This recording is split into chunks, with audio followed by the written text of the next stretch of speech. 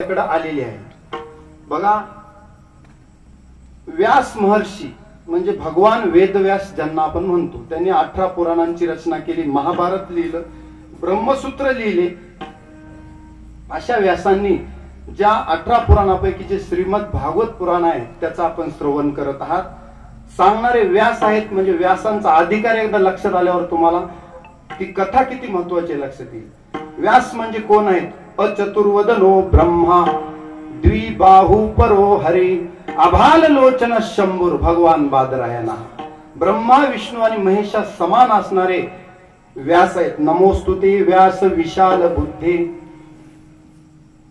येन त्वया भारत तैल पूर्ण प्रज्वालितो ज्ञानमय प्रदीप। असा ज्ञान यज्ञ आपल्या गावात सुरू आहे आणि हा ज्ञान यज्ञ जे श्रवण करतात, भगवान म्हणतात आदेश्यते चैमम धर्म्यम संवादमावयो ज्ञान यज्ञेन तेनाहम मिष्टश्यामिति मे मती। किंवा नच तस्मान मनुष्येषु कश्चिन मे प्रियकृत्तमः भविता नच मे तस्मात् अन्य प्रियतरो भुवी।